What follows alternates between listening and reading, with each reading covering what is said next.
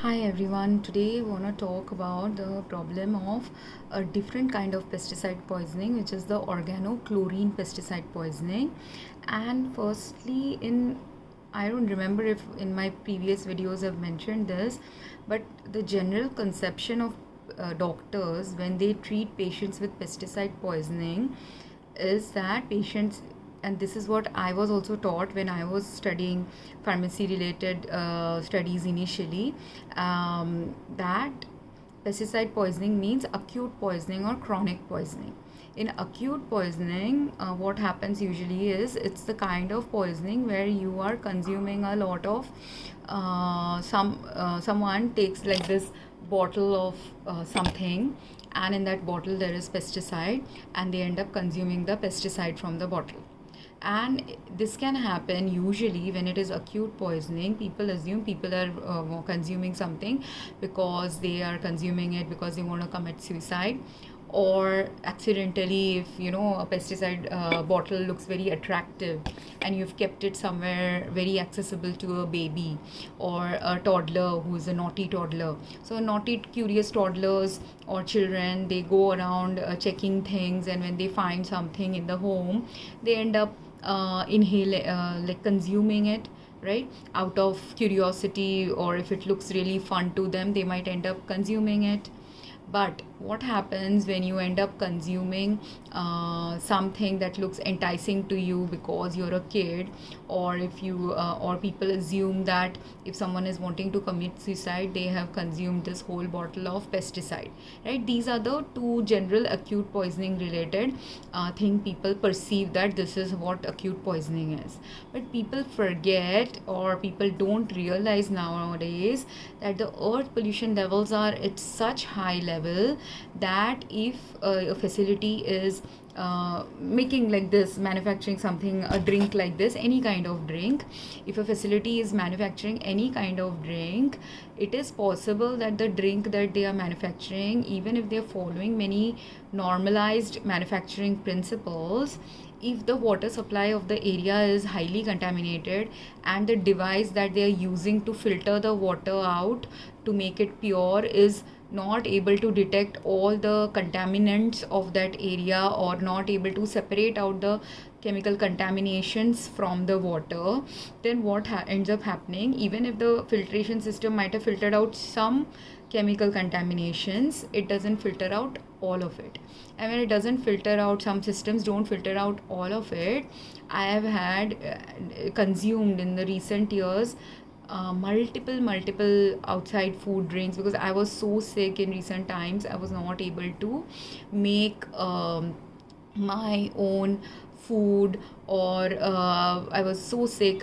Standing in the kitchen was making me sick, so I was depending on many processed foods because I didn't have the energy to go and cook for myself.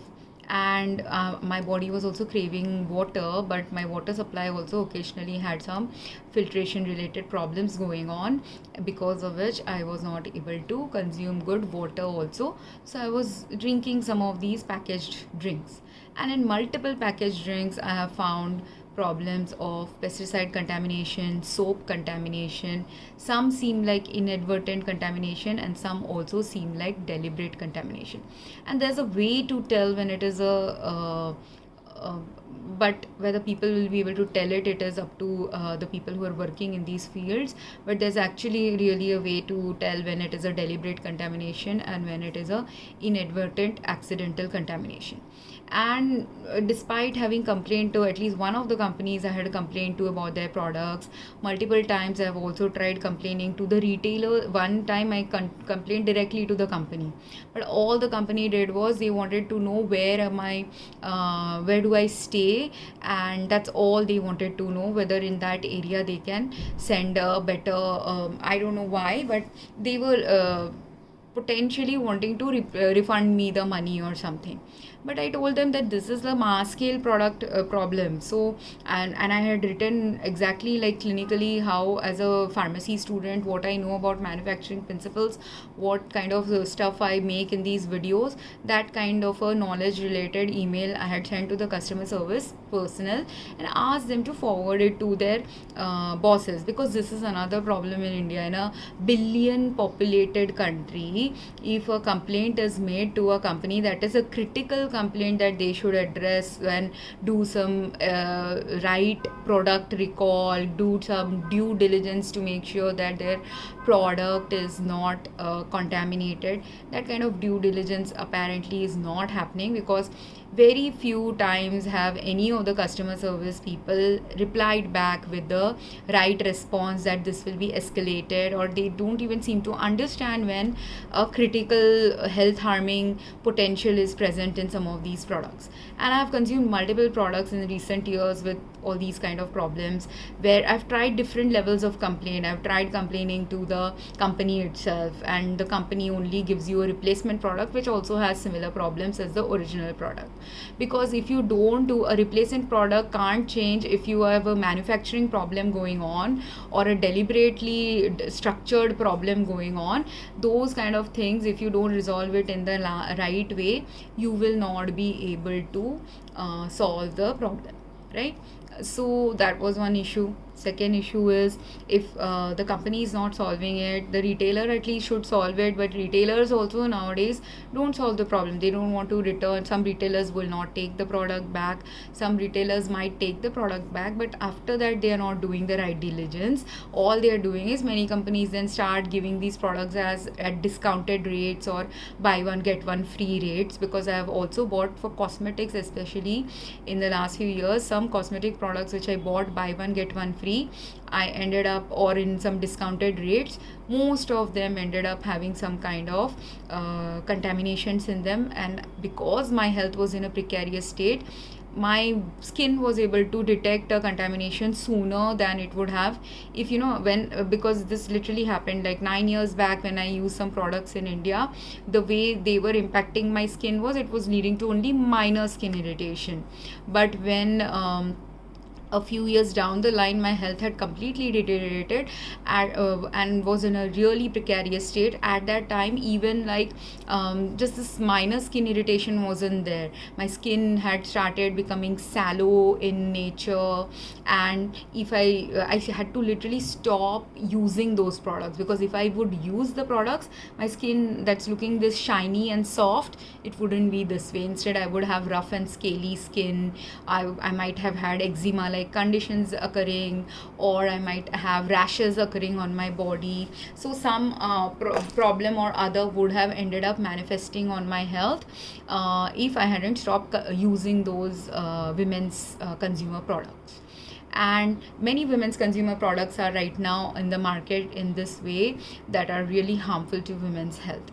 And same way with the drink like products or other protein powder like products, even children's powder health drinks related products, I've consumed those also, because my health was really in such a bad state. I couldn't cook food. When I'm buying food from the market, they were not always healthy for me, and eating them was making me sicker because of all these pesticide contaminations in food, water pollution related, food adulterations happening. Sometimes deliberate adulterations were also happening by the delivery person.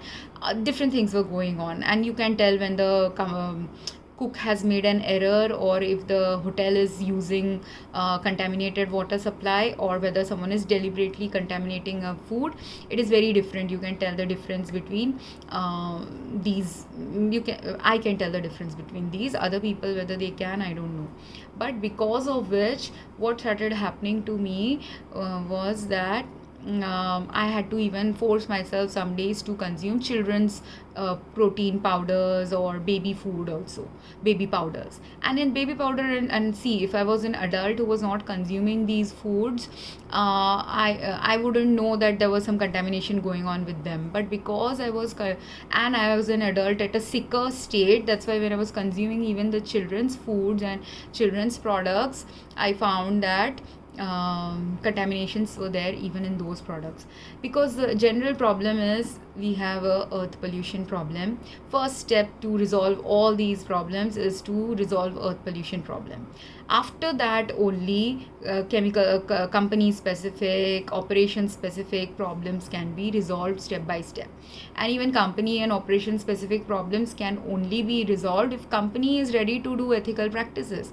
There are many companies that shouldn't be allowed to exist, and that's something maybe government authorities should look at, whether a company should be allowed to exist or given license to practice in India, when some companies who are from outside India, or they might not be actually based in India, they're just operating in India, but they are deliberately, like in the marketing, they are saying these products don't have, they are vegan products or they are healthy products, but what it ends up getting delivered to our homes doesn't always have those things. Now, whether the delivery person is doing a malfunction or the manufacturer is doing unethical practices, that is again something the company will have to look at, or the government and regulatory authorities have to look at. And the other problem with the certification process is, I was working in a company, nutraceutical company, and they were doing the certification aspect. And with the certification aspect, I found that it is very easy to get a certification. Like say, a company is producing a batch of 10,000 bottles of something. Now, in the 10,000 bottle of something, the product that is going to be tested to get the certification is only 10 bottles. So, say the facility from which you made the 10 bottles, when they tested it and gave you the certification today, and today you had no pollution problem, and the 10 bottles that you got were absolutely fine. But say the same company now, next year, in 1 year, say some pollution related factory came nearby and their pollution is contaminating your water supply. Or say some malfunction happened with your machine and the machine is now contaminating your water, because your machine, even though the machine is supposed to show when water is contaminated, somehow some machine problems occurred and the contaminations are not getting detected. Or say the contaminations are such that for the machine to detect, it's not a high contamination, but for a human who is sick to consume that product, it is a high level toxic product. Because anyone who's like me, if you have cancer, if you have organ damage going on, if you have multiple diseases going on, or multiple organ systems are not functioning at the right level, or if you have heightened allergies going on, if your immune system is compromised, in all these multiple cases, even a microscopic or nano amount of some particulate matter in a product we are consuming can end up with patient's death. You can get either allergic hypersensitivity reaction, which can lead to cardiac arrest, brain related problems, respiratory arrest related problems, and you can die. You can have organ damage related problems leading to organ failures. You can have heart attacks. So there's multiple ways in which a person who is at a health risk becomes 10 times more at a health risk when they are continuously consuming. And when you're buying, you have a favorite product, let's say you have a favorite drink, it could be your favorite coffee drink, it could be your favorite soft drink, it could just simply be water. All of it has a problem currently on earth. Plain H2O is itself not possible. There are so many companies who also sell H2O with minerals, and then the minerals that they are adding to the water, now say you are allergic to even one ingredient of the mineral, none of it is listed in in India, so you don't even know what mineral was added. So even if I am aware that I am allergic to XYZ mineral, but I don't know if that mineral is there in your water, only after drinking the water I will know whether I am allergic to it or not. And how will I know whether I'm allergic to the mineral in the water? If I cough, or if my stomach starts aching, if my skin starts itching or giving me rashes, or in some severe cases, if it is an allergic hypersensitivity reaction, I can get hospitalized or I can even die. So this is the problem currently with earth pollution and water pollution and manufacturing problem related, and even manufacturing certification related problems, because the day you got the certification doesn't mean your company is continuously producing a good product. Today I can get a certification, and tomorrow if someone comes and sabotages a factory also deliberately, then also your products could be contaminated. If some competitor comes and is doing some other illegal activities, then also some product related damages can happen. So all these things a company needs to thoroughly examine. If you are doing business for millions of customers, you have to look at everything. You can't just simply look at your functions, but you have to look at the depth of your functions, the breadth of your functions, the places where you are liable for all your functions. And these things, very few people scrutinize it the right way in India. And in India it is a problem because we are a densely populated country. So it is a problem of any densely populated country, any densely populated city of the world, because there the millions and billions of contaminated products are then entering the market. And when millions and billions of contaminated products enter a market, after you consume the product, if you are in a healthy state, what will your body do? Your body will sweat it out, your body will poop and pee it out, but then that poop and pee will also go and end up contaminating your soil and water.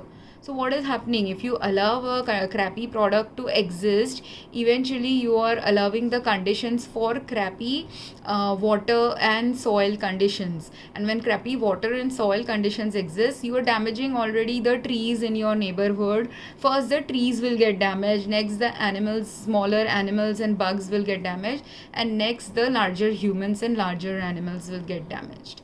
Because this is the cycle ecosystem of life. People don't understand. That's why it is important to save our trees. When all these people who do these chipko movement or save the tree movement or save the soil movement, all these movements are going on, or we need clean water, even pollution related, water pollution related, some activities have been going on. But the in-depth what people have done with water pollution is the surface level water pollution. People are removing the plastic, but plastic is at least easily visible to the eye. I can easily visibly remove plastic with my hands anytime there is a plastic pollutant anywhere, or a big kind of whatever different plastic pollution related measures people are trying to keep into check. With plastic pollution, in order for it to not reach the water, the right steps have to be taken, which can be taken by doing some good upcycling related initiatives, or better health safe recycling related initiatives. But apart from plastic, the thing that is not visible to our eye is the chemical pollution in the water, which when I visited places like Rajasthan where borewell water is used a lot, I found the problem immediately, like while showering in the water where the tap water is having the borewell water, I was shivering because I was getting the exposure to the chemicals and microbes in the water. Some places had fungal contaminations in them, some places had organochlorines and other chemical contaminations in them. So I was shivering in that water because or if food were cooked in that water, again if I consume food which is microbially and chemically contaminated, again health problems will happen. And this flashing signal from the universe is because this is not going to be consistent and daily.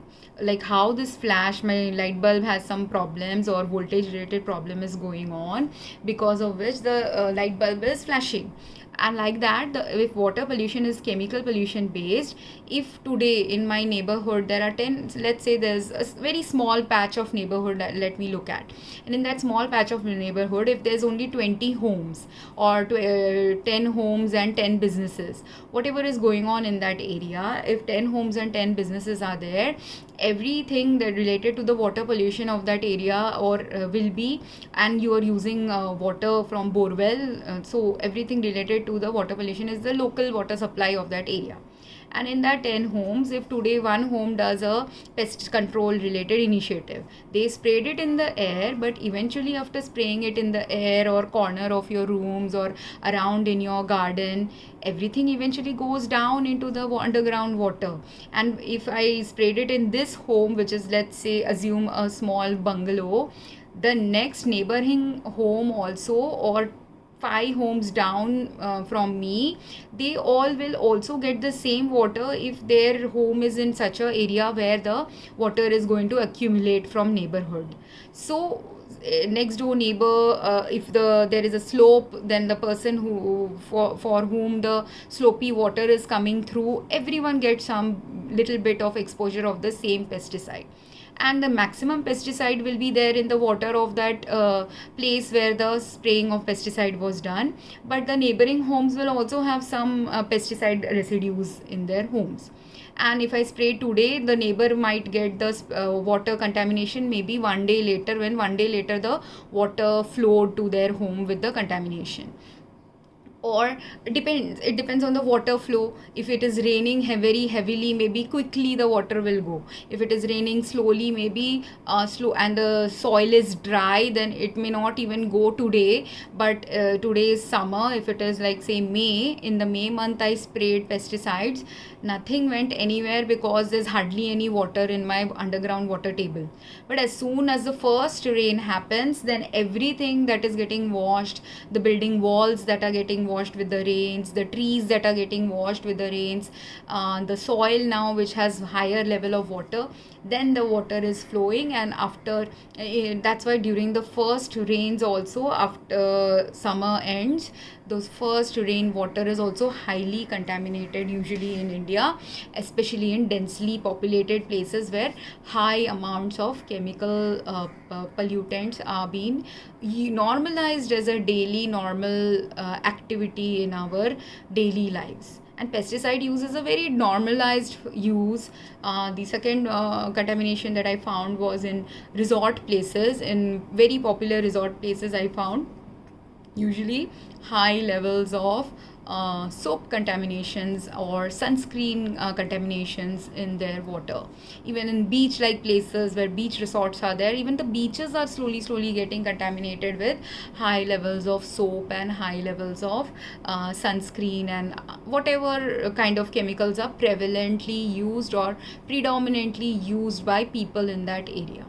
And obviously, if in a home, it is a home where some people are sick now, if I'm using drugs related to I have a heart problem and they're giving me a heart medication, then that heart medication also, people don't realize this about medications, but there's something called metabolization that happens with our drugs. So when I take a particular medication, after I consume that medication, few hours later or few days later, part of the drug will be acting in my body to do the function that the medicine is supposed to do, but the rest of the drug is metabolized into another chemical. Sometimes it's kept as this original chemical, so part of it will get out of my body via poop or via sweat or via urine.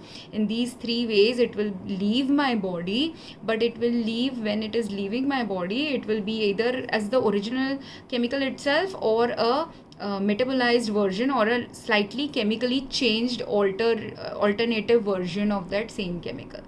So because of which, now that I have pooped and peed, and my poop and pee related sewage system is also usually for most homes underground only, in old fashioned homes, or even if it is not underground, it will be somewhere in your locality only where the pipelines of all the sewage systems are also going. So wherever the pipeline is going, if it is going to a local near a local water body, if it is going to the sea, if it is going under the ground, whatever is happening, water and earth pollution is eventually happening even from the chemicals you are using daily in your life.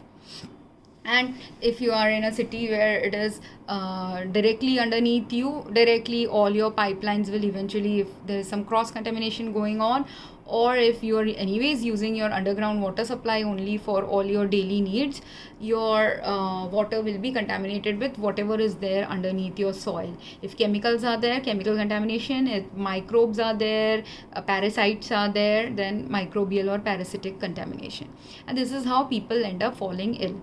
And now another thing that I observed that was very prevalent in certain places, where if a state is doing has started doing organic farming activities, or if their neighboring states have been doing organic farming activities for a long while, what is happening is, because of organic farming activities, sometimes, because organic farming means you do chemical free farming or don't use pesticides in those farming practices, then what happens is the pesticides that are banned in organic farming, those pesticides, now the companies, because we Indians or any businesses usually don't want to take losses. So when they don't want to take losses, instead of reducing production, many companies, what they start doing is they start selling the products as buy one get one free and all these discounted ways.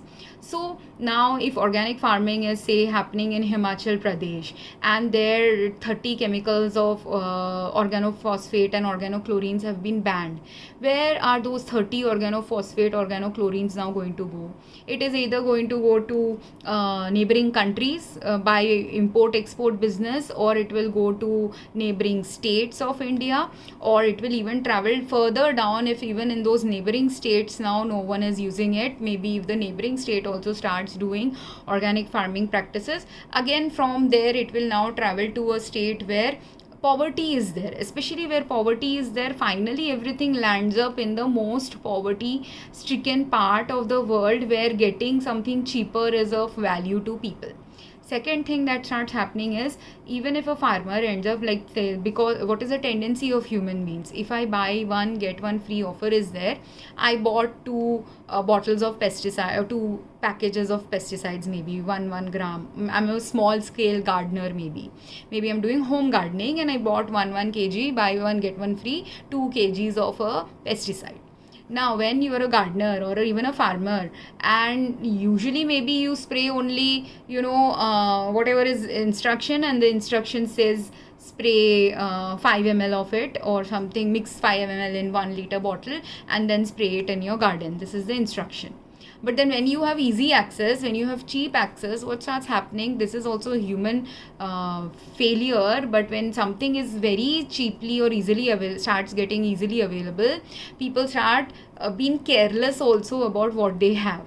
So those people who are very careless or not mindful about what they do, instead of using 5 ml in 1 liter, they will eyeball the 5 ml or eyeball the 5 gram or 1 spoon that they have to pour. Instead of pouring the 1 spoon, they might end up pouring a little bit more than the 1 spoon. So then what happens, not only are you not doing the accurate measurement, you are pouring more because you have excess, you're using it more. Sometimes you will be careless by just, instead of measuring it the right way, you might be using it more and diluting it. Even if you dilute it, you're not diluting it according to the right dilution. And sometimes because you have excess, some people also, earlier when the farmer didn't have so much pesticide, maybe the farmer was only spraying once a week. Now that they have extra pesticides, they are now spraying twice a week. So that also adds to the overall earth pollution then.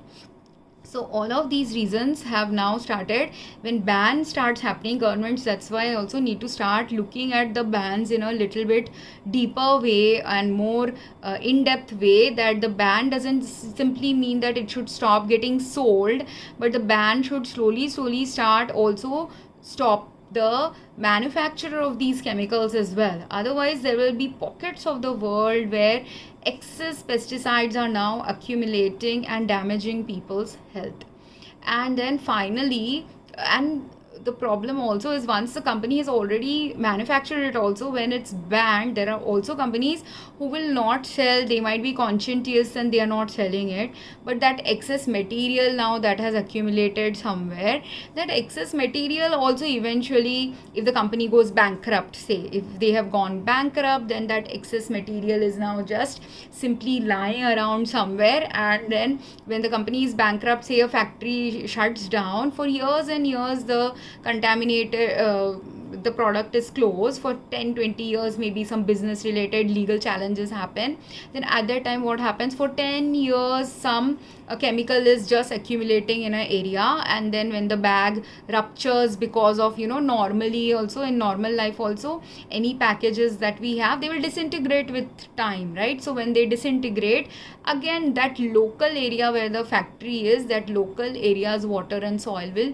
eventually have some contaminations like that also. So that's why when regulatory, business, finance related decisions are being made, right way has to be used. And with pesticide poisoning, what I was actually trying to say and why I went into this whole big route of explanations is because while acute poisoning, people think I consume this bottle of water or bottle of drink and a pesticide directly, I get acute poisoning. But I can also get acute poisoning if now instead of pesticide I have actually bought some fruit juice, but instead of fruit juice it's fruit juice plus pesticide in it.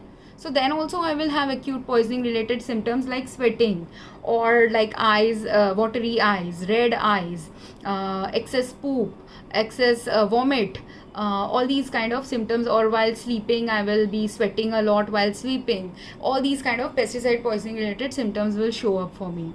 And then that is so even though people assume that acute poisoning is when someone is getting poisoned either because someone wants to murder them or someone wants to commit suicide or someone accidentally drank something, this is also accidental pesticide poisoning only when pesticides are there in our water supply, pesticides are there in a drink I am purchasing, pesticides are there in the food I am eating. From all of these sources, slow and acute and chronic related mixed symptoms might start emerging in people. Because what is chronic poisoning? Chronic poisoning usually doctors think is something that happens to either gardeners, home gardeners, farmers, and again these people or their families, if they have access to some pesticides, at that time doctors generally assume that these are the patient populations who will have chronic poisoning because the farmer is regularly spraying pesticides. So whatever pesticides they absorb through their skin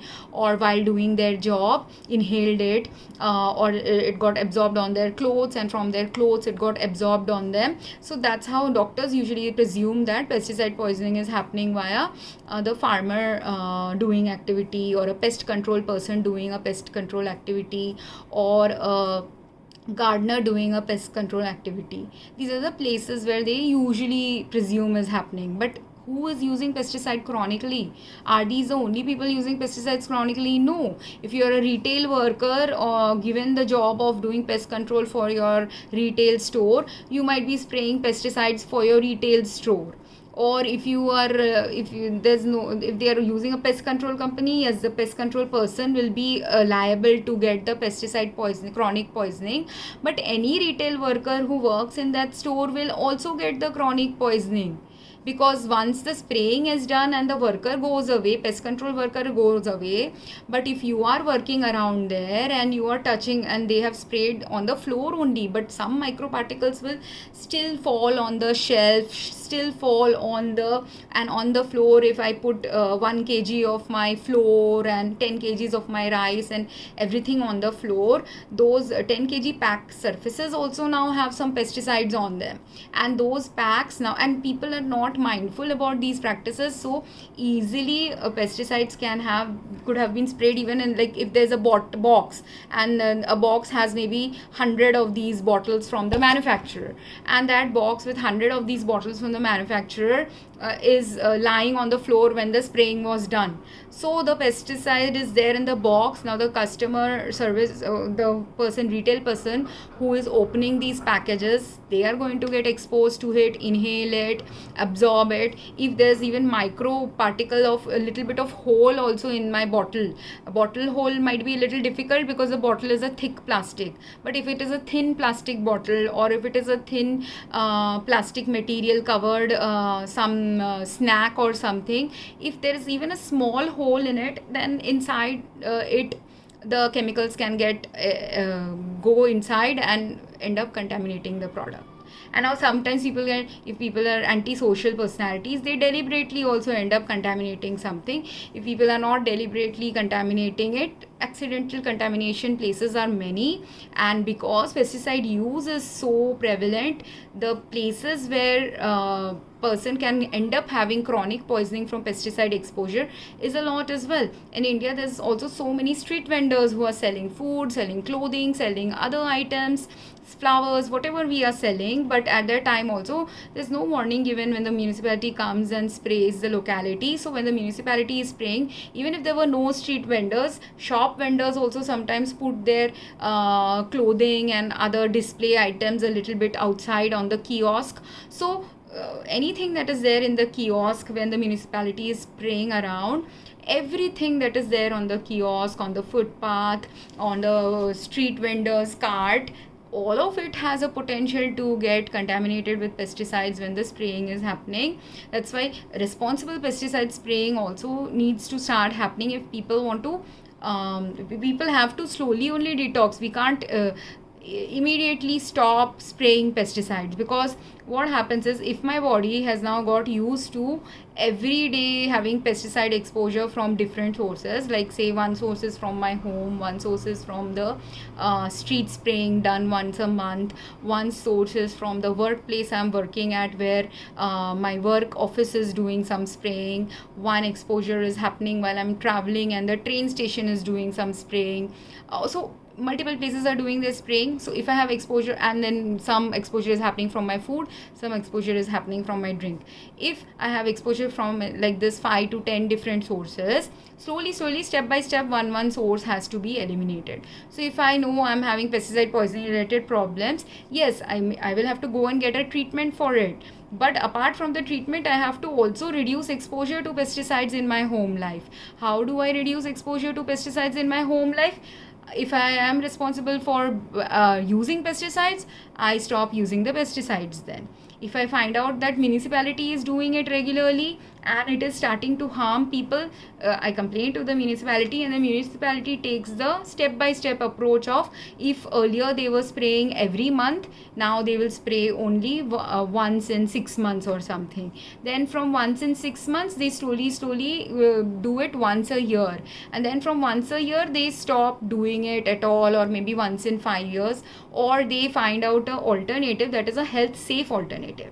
And the problem with chemical-based health-safe alternatives is, you may start, and which is what happened with when organophosphates started getting banned, they came up with organochlorines. Now these organochlorines are even more dangerous than organophosphates, because many organochlorines are both water soluble and fat soluble. So when we are showering, it doesn't get washed away from our skin always, because if it's partly fat soluble, if I have fat in my body, it will stick to my fatty organs. If it is water soluble, I will also have water in my body. In fact, a thin person and a fat person both are equally going to be in some different kind of health danger from organochlorine or any hydrophilic and lipophilic pesticide, because, or any other chemical that is, both fat soluble and water soluble. Those are a little bit more dangerous and more difficult to get out of the bloodstream or get out of our organs, because if our organs have fat cells, and fat is a natural part of living, so we have to have some healthy amount of fat in our body. Water is also a natural part of our body. We have to have at least 70% water in our bloodstream. So these both things are equally important to have a healthy life. So if it is accumulating in the fat, some areas, like sometimes, if you look at my cheeks, sometimes my cheeks look a little lumpy or something. Why? It's lumpy and clumpy because some pesticide or some chemical is, whatever chemical exposure is happening. Like say I take a shower and there's some water pollution in my shower water. That pollutant is getting absorbed in my skin, my body not being able to, because I'm at a lower health status right now, because of which some of the chemicals that are getting absorbed by me are not getting eliminated by my body in a healthy way. So somehow it will back up somewhere and it will end up showing as lumps and clumps on my cheeks, or I might end up having cancer, because what is happening is lymph node backup also starts happening. Because lymphatic system is also supposed to be involved in it. If the lymphatic system is also getting clogged up, then also you will start having like these puffy eyes puffiness under your eyes, or for me puffiness under this area also I sometimes get. So for which, if it is a oil soluble chemical that was leading to this puffiness, which is clogging my lymphatic system, if I do a oil massage or a oil based ointment related massage of this area, and then if I wash it off, then sometimes it helps in washing off the chemicals from this area. And you have to do multiple healthcare things to keep yourself healthy, and supportive healthcare things to keep yourself healthier if you want a healthy body, because the best way to stay fittest right now on earth is to eliminate each and every aspect of earth pollution that we have the power to eliminate slowly and step by step. Because one fine day, if I have 10 sources of pesticide poisoning, if I stop consuming all 10 sources, my body will go in the opposite direction. So if I was getting increased heart rate because of a pesticide consumption, now instead of increased heart rate, my body will stop, like that increased heart rate will go away because there's no chemical damage. But suddenly if all 10 chemicals are gone, opposite direction, decrease in heart rate also can start happening, which literally happened to me. So you can't suddenly stop exposure, you have to slowly, step by step, get the exposure reduced for yourself, and definitely go and get treated for it. But in that treatment, problem is our governments need to start first getting awakened that chronic and acute pesticide poisoning can happen to anyone.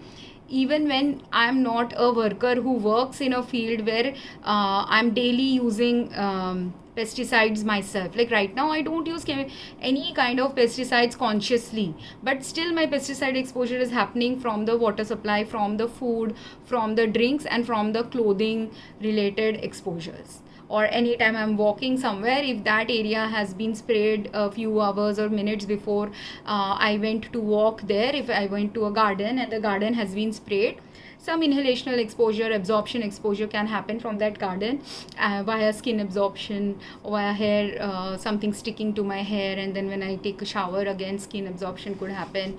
Things like that can end up happening for us. Then what I observed with the organochlorine pesticides in the places where organochlorines were there, and with organochlorines I could sometimes tell organochlorines are present with some unusual chlorine like chemical smell they have. The second thing that organochlorines can do, they can cause neurological problems, and they can give tonic-clonic seizure like symptoms. So tonic-clonic seizure is like something where when you can get like a jerky movement of your joints, so which was happening to me. Like in some of my videos also you might have seen, sometimes like I'm moving like this and my knee jerks up. My knee is jerking up because that's a involuntary jerky movement which happens if some chemical that is impacting your health is causing that for you. And usually these organophosphate and organochlorine, or a combination of these pesticides, are capable of giving you these jerky movements, or some people will get tremors in their hands. And those who are seizure patients or epilepsy patients, for them I would suggest that these seizure and epilepsy patients, their doctors and even the patients home health caretakers can start becoming mindful about the water supply, food supply related pollution parameters of your locality, and do the best according to the power you have. Like if you are connected to someone in government, connected to someone in a chemical factory, connected to someone in the medical fraternity, work jointly with them to fix this problem in the way in which you are able to fix the problem or shift the problem in the right way. Because what I found, there was this video, and there's a People of India YouTube page, and in that People of India page there was someone who talked about their family member who had some brain related problem which needed some surgery, and when they were recovering in the hospital, that guy ended up getting seizures and he passed away. Now the reason why this is important, I felt he passed away because of organochlorine pesticide exposure. Now whether he got it from the hospital or from the family related factors, that is something they need to investigate. Even if they investigate or don't investigate it, most of us, when we go to a hospital, we are going to a local hospital when we have some medical emergencies. So most of the time it is a local problem that is going on with the pesticide related issues.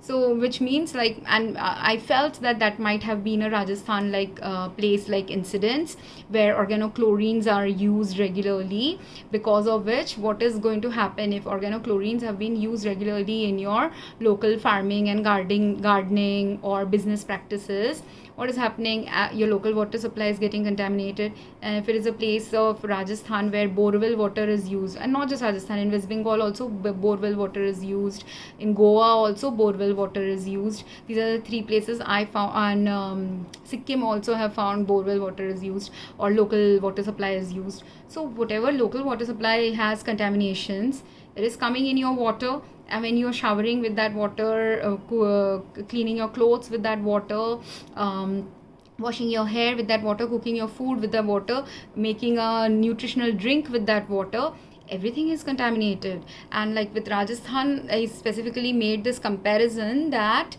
the borewell water was giving me much more health problems, like the clothes were starting to itch or starting to give me increased heart rate when the clothes had enough exposure of the chemical. When I was washing my hands with soap, even the in Rajasthan, like I love using lemon for some cleansing activities, like as a face wash like product or hand wash. Just pure lemon is a very good cleanser, but that pure lemon can only be a good cleanser if it is purely raised in a water that is not contaminated. Now if the lemon also starts getting raised in a organochlorine or other chemical contamination related water supply, the chemical contaminations of their local water will go into the water of the lemon. So the lemon was very irritant to my skin. As soon as I would wash my hands with lemon, usually I don't have lemon related allergies, but if the lemon has been raised in some area where water pollution is going on, then the lemon water will have chemicals in them which was giving me allergic responses. My skin was getting irritated and I was scratching it a lot, or it was burning a lot from the lemon. And that is the local water supply related problem that is impacting my health, the local plant's health. But how is it also impacting other things? If that water now, many places in India have RO filtration system, and RO filtration system usually don't filter out all the chemical contaminations. So I found a literal difference between, like, if I bought a bottled water there and I have a RO water in a glass of RO water, and I took a mug of the tap water, all three's density and ability to irritate my skin or damage my health were different. It was the highest with the borewell water because the borewell water is highly polluted. Then it was moderate level still toxic with the RO water because the RO was not able to filter out everything that is present chemically in that water supply. And then the bottled water, if the bottled water came from a good facility where only pure water was there, I was able to consume it. Again, if the bottled water came from a facility where they have either added minerals, or it is coming from a facility where if they haven't added minerals, but it is coming from a facility where they also are having some malfunctions, or their system is also not able to filter out all the contaminations, then again some microscopic contamination remains in the bottled water as well. And if we continuously keep consuming this unhealthy water, what is going to happen? Am I getting pure water? If I don't get pure water, I'm getting pure water for plus chemicals. When I'm getting pure water for plus chemicals for drinking, cooking, washing, bathing, every small amount of chemical that I am consuming daily, either by absorption or by inhalation or by drinking, each microscopic amount of it adds up to a high level toxin. And with this guy who ended up having seizure in the hospital, say he was given some water by his family and they thought it's RO water, so it should be healthy. But what if that RO was not enough to filter out all the toxins? See, the hospital has a filtration system, but it is not able to clear out all the toxins. Again, the hospital's water system could be a problem. Hospital cooked some food, or the place from which the hospital gets the food supply, if that place from where the food supply is coming, like I found this problem with dal and chawal that you get in the trains, or the food that you get in the planes. Planes usually have high level of fungal contaminations, and nowadays they have microbial contaminations too. whereas trains, they have microbial parasitic contaminations and pesticide contaminations more in their food. So why? Because if whatever chemical is being used more locally by the area where the food is being prepared, or even where the food is being stored, in both those areas protocols and steps that are being followed, it leads to pollution of the food and contamination of the food. And if when cooking food, if most Indian food, we use a lot of water to cook it, so if the water is contaminated, it will end up causing heavy contamination in our food. If our oil is contaminated, it will end up causing oil contamination based food contamination.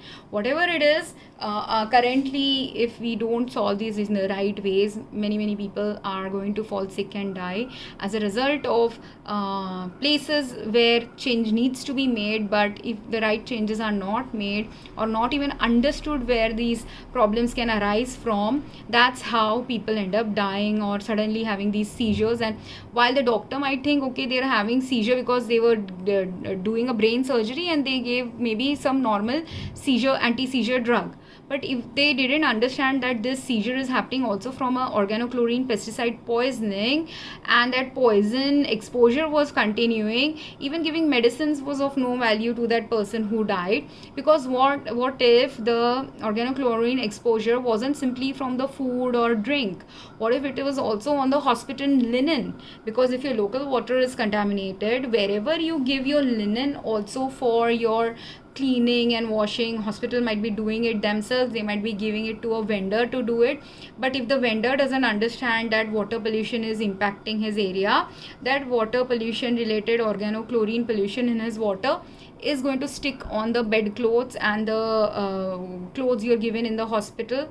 So the patient, even if I get a lot of injection for the seizure symptom that I'm getting, it is a symptom, is a manifestation of the exposure. So if the exposure only doesn't end, how much ever you inject me, my exposure is continuing, and maybe that body was already not just exposed at organochlorine pesticide in the hospital, in their local home life also maybe organochlorines are there, they just don't know it. So he had been maybe exposed to this organochlorines for a long time, so his body was already toxic. Like today, the reason why I'm not able to go to a hospital to get the right therapy is because if I do end up going to a hospital, first of all, I have some home problems where my home condition is such, people in my home are incapable of understanding what kind of safety protocols are needed to be followed even in home life. Like all these information that I'm presenting outside, if it takes like 50 minutes to explain these things, or 2 hours of videos I've made to explain these things,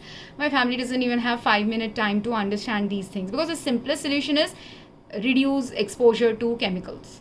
But if I say that reduce exposure to chemicals, they are not aware that those chemicals are harming my health, and they are not willing to reduce the exposure to those chemicals. I have to continuously be exposed to all the chemicals that are harming my health. So I have to live now in a place where I have the least chemical exposure right now, if I want to first solve the problem of chemical exposure related health issues. Then if I go to a hospital also, if the hospital doesn't follow all these protocols, if the hospital isn't aware that if their bed sheet or bed linen or the water that they are supplying to me or the food they are supplying to me, say I get hospitalized, like if I get severely hospitalized, that's why every time I was almost at the critical point of hospitalization, universe actually stopped me from getting hospitalized via some medical errors or miscommunication and things like that. Because if I get severely hospitalized and the hospital has all these health harming factors prevalent in their operations, here maybe it's not organochlorine, but slowly organochlorine has started coming to Mumbai also, because organic farming is happening in Madhya Pradesh and neighboring states, so or inside Maharashtra also. So same problem now, what was happening in Rajasthan a few years back has started happening in Mumbai a few years later. So because this is the flow of how business operations works, when regulatory changes haven't been executed in the right way, and when people don't understand that when a business has started to fail or bans are starting to happen, you have to slowly wrap down what production you were doing earlier. And this high and low of life, people don't understand high and low is a part and parcel of life. So if your company has been going high for 10 years, it's likely time that your company will go low for 10 years, unless in the high time of 10 years you had inculcated in your practices some leeway for all the lows. If you had inculcated it, maybe when you're going low in the next few years, it may not be a 10-year low, it might be only a 5-year low. But if you are a kind of company it was already which was constantly on a high, it's like a addiction. If you were in a addiction like high, always seeking high, and failed to see the consequences of the high that you were gaining, or fail to check for all the checks and balances that are required for your operational processes to step in, or functional processes to step in, that's when a drastic low might end up happening to some companies. So this is just I went into the business aspect because I'm a business person also, and I'm very interested in all these things, so I can understand each parameter, I can explain each of these parameters. But while I understand and explain these parameters, if I go to a doctor or go to a hospital who don't understand these parameters, I will end up being not just in the same case as this guy. At least he went and got the surgery, his family and came and cared for him. I don't have family who will come and care for me. They do not care at all when I have gone to them to say that if I'm staying, when I was at the bare minimum or breadcrumb level of caretaking was needed, all I needed was a little cleaner place than Mumbai, and to see and test whether it is cleaner to stay in their homes in a different state of India. They were not very cooperative, or even though in the past their parents were cooperative, these people have stopped being cooperative because they don't understand the value of good parenting that they got in their life. So because they don't understand it, they also don't understand the value of what is a good healthcare practice, because the things that were health unsafe in their homes are the same things that led to their own family's death or future illnesses that are now going on in their health right now. Because this is how health works. If you check the thing, a stitch in time saves 9. So if you put the right check and balance of what is harming your health in place, then less number of factors will impact your health, and less likelihood of your dying, more likelihood of your living a quality of health life. But if you fail to look at all the factors that are impacting your health, and are in denial of which factors are going to harm you, harm someone you love, and because what all these common problems I'm talking about, this guy who died of a tonic-clonic seizure or some kind of a seizure in the hospital, other hospital patients of the same hospital, if it is a problem related to their linen or water supply or something in the hospital's operations that had also caused this death, other patients will show other kinds of pesticide poisoning related symptoms, and every patient will show a different symptom only. Not every patient will show the same symptoms. Same way, because it's a local problem in that locality, if organochlorine pesticide is a common problem, it's a common health problem for everyone. So out of 100 or 1000 people living in that locality, 100 of them might get seizure related problems, or like this jerky movement related problems. Some people might get tremor like problems, some people might get other neurological like speech problems, some people might get skin irritation problems. And organochlorine, because this chlorine aspect is there, along with organochlorine, if even chlorine bleach or anything that bleaches our clothes are also present in the chemicals that were used for cleaning our linen, then in the home, in the hotels, in our regular daily use, those chemicals can also end up doing the skin problem of this vitiligo that people have. People don't realize it, but I felt vitiligo is something, if not vitiligo, the albinism problem, these two are, or even anyone might have observed, I have observed it myself, when I have gone to organochlorine like places, sometimes my skin has these white patches. I still have some white patches because it's not that organochlorines have completely been eliminated from my body. I still have some exposure. Organochlorines are such that, as I told you, it can get accumulated in the fat cells. So if it is getting accumulated in my fat cell, a bit of it. Even after 10 years of exposure, 2 years of exposure, I can still have a little bit of it in my skin. So, and wherever it is there in those skin areas, I have similar vitiligo like small white patches, unusual patches than the normal skin tone that I have. And that's why this is something people can experiment it with their own health, or all they need to do is reduce organochlorine exposures, start finding out where organochlorine exposure is happening to them, how it is happening to them, so that they can stop them. And if you slowly stop them, anyone who has had vitiligo for 10 years also, slowly their vitiligo, if you reduce the exposure to organochlorine, get the treatment for organochlorine exposure, slowly your vitiligo also might stop getting resolved in time. I'm not sure whether if it is at least minor level, I feel it is possible to reduce it, because how do vitiligo patients get it at mass scale? If I have exposure like at low degree to a organochlorine, I got 1-2 patches maybe on my face or on my hands. But over time, if I'm living in an area where a lot of organochlorine is being used in different life practices, via the food I'm consuming, via the drinks and all that, I'm getting the exposure slowly from 1 small 1-inch scars, it spreads and becomes like this whole face. I have cousins who have vitiligo, that's why I know this. Your whole face and or your whole body can get over time of exposure. Like if you have lived in that area for 10, 20, 30, 40 years, over the number of years you have lived in that area, your vitiligo will be increasing, because if it is a local specific organochlorine exposure. And now if you move to a country or a place where no organochlorines are there, slowly how it increased for you when you were living in a place where daily you're consuming it via different sources, same way if your consumption or exposure is now reduced because you live in a different city or a different country, maybe the same patches, how it increased on your skin, now it has the potential to also decrease away from your skin. So think about it. And vitiligo is still just a skin condition, but many people who have the skin condition, it's the easiest way to check out how this drug is impacting your daily health. And the difficult way is the one who is suffering from tremors and Parkinsonism, or who has severe epilepsy. With those epilepsy patients, there are some patients who complain that their drug needs to be adjusted a lot all the time. Why? Because the same thing, if today my neighbor is spraying organochlorine, I am spraying organochlorine, when I was walking on the street, another house nearby also was spraying organochlorine. I got exposed from 3 organochlorine sources in the air or in the water. That's why I have 3 times the exposure. So today I'll need 3 times more medicine probably, but 10 days later or 1 month later, no one in the neighborhood is spraying, or the only exposure is coming from residual amounts in the water. Then again my body doesn't have as much high exposure of the organochlorine. That's why again dosage reduction has to be done. So anytime the exposure is high, you need more drugs, because whenever it's passing a threshold of your body being able to process it. And it's also your body's state of health.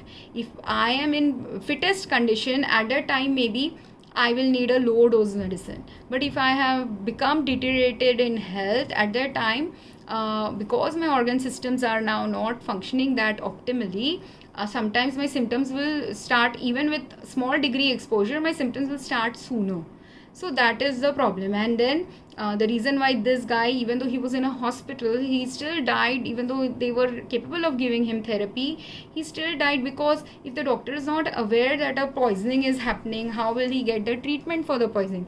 Which is what happened to me. I went to a doctor, I had multiple symptoms of the pesticides, poisoning related symptoms. The doctor was not able to detect it. I asked the doctor also to call a poison control helpline in Mumbai. But that poison control helpline in Mumbai, their protocol is the doctor has to call them, then only they will give a diagnosis and instruction of how to diagnose about a pesticide poisoning. But in the meantime, if the patient is severely poisoned like this, guy who died from seizure. At the time, instant, you need an instant report or instant instruction that this is pesticide poisoning, you have to treat it this way. That's all, because some people are at that critical level where you can get seizure and die, you can have respiratory arrest and die, you can have cardiac arrest and die, you can have liver damage and die, you can have kidney damage and die. So you need immediate therapy at that time. You can't wait for this indirect thing that is going on in India. And that too, in Mumbai there's only one poison control center. What about the rest of India? There's hardly, I couldn't find any other poison control center. There are some drug talk centers in Kerala and Bangalore that I found, but again, can we all move ourselves to Bangalore or Kerala or another city to get our treatment? All of us can't afford that. So this is a very critical thing that even government needs to look at, because poison related work, best person to do it is someone who's a poison control specialist, which is going to be someone who has studied pharmacology and toxicology, who deeply understands what happens when chemicals like these impact our health. And most of the time it is the pharmacy students or biochemistry students who might have a slightly better capacity to understand this aspect of drug interactions. And mostly pharmacy students have this exposure of understanding drug chemical, biochemical interactions, as well as what is the right therapy to give. There are some PharmD schools in India who give you a doctorate of pharmacy degree, but I don't know if those pharmacy schools have the same clinical teachings that an international school like in US gives, because the international clinical practices of a pharmacist who has a PharmD degree is very different. In US, if you are a PharmD degree pharmacist, you work actually in managing these patient health conditions related to drug interactions. So for drug poisoning, these are all the work that pharmacies with PharmD degrees do from countries in US. And then in those people also, whether you are a doctor, whether you are a pharmacist, whether you are any other healthcare professional like a emergency nurse professional or a technician, whoever you are, in order to diagnose a patient who is critically ill because of poisoning, first you have to remove the belief system that only gardeners and farmers and housewives or people committing suicide or people committing murders are poisoned by pesticides. Pesticide poisoning right now is a global health problem. It could be a slow poisoning, it could be a chronic poisoning, it could also be a drug interaction related poisoning, because they could have had multiple exposures to 2-3 different kinds of chemicals as well. So this is something everyone needs to wake up to, who is working in the healthcare field. People who are working also in law enforcement needs to wake up, because sometimes someone can deliberately poison someone knowing these kind of information that I'm giving here.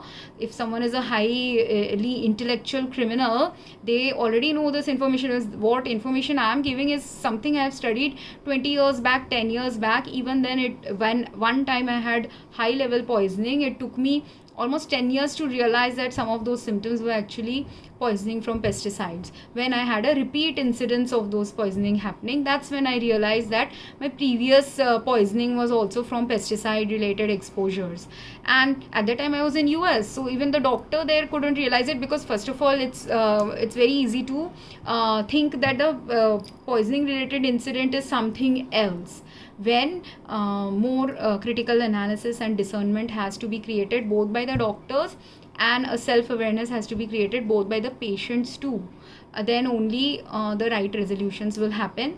And some patients and doctors have to understand that patients should have certain rights. Like if patient is telling you and giving you some extra information that you don't have, many doctors live in denial in India. If the patient has more information than them, they do not want to examine itself that information. I couldn't get that doctor to call the poison control center, even though all symptoms of pesticide poisoning were present for at least like a year in my health.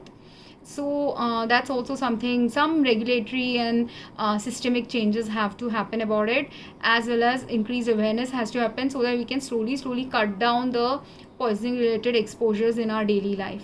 And if you have any questions, please drop me a comment, or if any questions arise, if you want to open up a discussion on this, any questions related to that, please post it. I really, even though there's been almost like a 10-year gap since I've worked as a pharmacist, so my knowledge of it is possibly less than someone who actually works in these fields.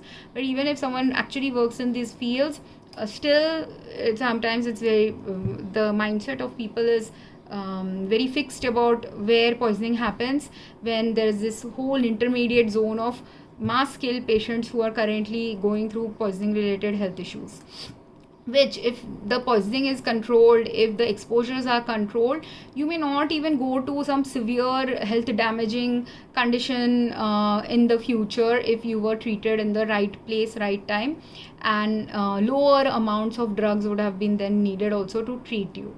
So I hope this made sense, and if you have any questions, please drop a comment. Thank you.